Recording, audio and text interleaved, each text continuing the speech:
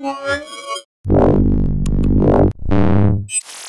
I'm Roland with Mobile Geeks at IFA 2014, and this coverage is actually brought to you by Asus and Mercedes-Benz. But what we have right here is also pretty exciting because this is a new Moto G. So it's not called the Moto G2 or whatever, it's just the new Moto G. I have a German retail packaging actually right here, and it's pretty much the same as it will be in all over the world. So let's just quickly unbox this, and this is really going to be a quick unboxing because, as with the first generation Moto G, Motorola has chosen not to include pretty much anything in the box except for the phone and a USB cable. So let's just quickly do this.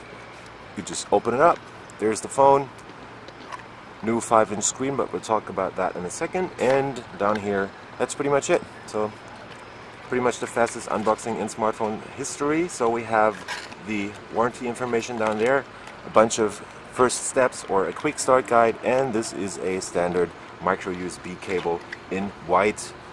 So they're not changing around the colors depending on the color of the device, and that's pretty much it. So many retailers will be including their own power adapters, so whenever you buy the Moto G, just make sure, if you need one, that you get a power adapter on this device.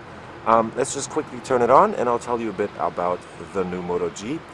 It has grown to 5 inches, so now it's actually a bit bigger than the first model that had 4.5 inches. It's still a 720p IPS display, still the nice Motorola boot animation right here, and what they've changed is they've included 2 speakers on the front, so stereo sound now on the Moto G. The Moto X, the new one, doesn't actually have that, so nice improvement for budget users. It will be selling in Europe for $179 at pretty much every retailer out there, and there's only going to be a dual SIM version. So when you get this device in Europe or Germany, you will always end up with 2 SIM cards, so that you will be able to use them for work or private use, or use different data plans or whatever. On the front, I still have the cover phone on, which I'm going to leave on for this video right now. We have 1 gig of RAM and 8 gigs of onboard flash storage. There is a MicroSD card slot under here. Also on this side there is the 1 SIM card slot, on the other side there's the other one.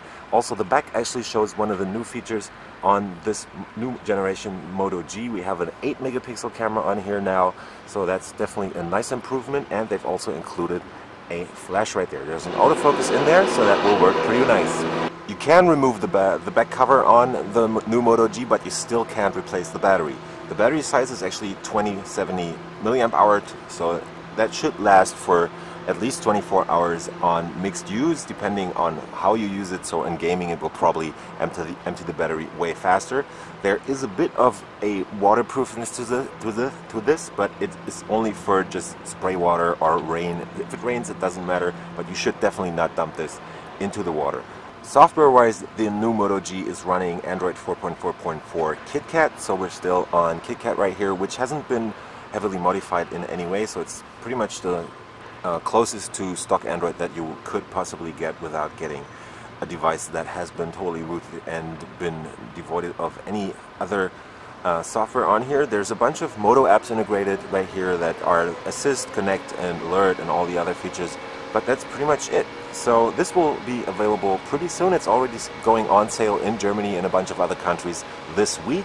It has already been delivered to retail, and it will be available very, very soon.